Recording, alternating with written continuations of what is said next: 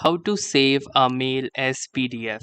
So hey guys, in this tutorial I will be showing you how you can save any particular mail as a PDF file.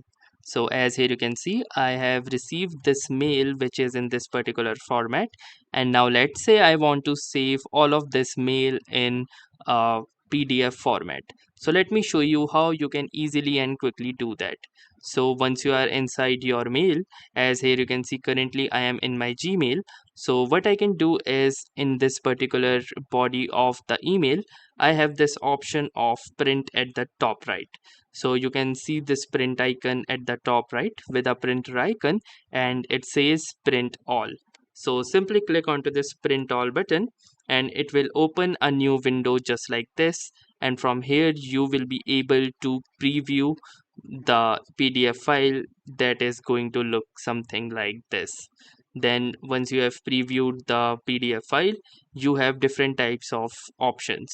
So from here you can choose to print it just like this, but currently since it could not detect a printer, you can simply click onto this and choose this option that says save as PDF. And once you click onto this save as PDF, you can again view the preview, and then from here you can also choose the pages that you want into this PDF. You can customize them like odd pages only or even pages only, or a custom range of pages as well. And here is the layout for portrait and landscape just like this. So let me keep it to portrait for now. And then you also have more settings option which includes paper size, paper pages per sheet, margins, scale, and different options like header and footers and background graphics as well. So if you want to remove the headers and footers, you can simply uncheck this and the headers and footers will be removed.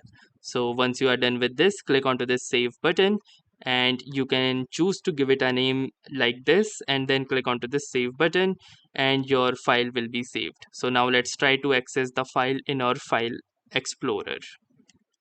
So as you can see, this is the file, and you can see that the PDF has been successfully saved. So that's how easily we can save any particular mail into a form of a PDF.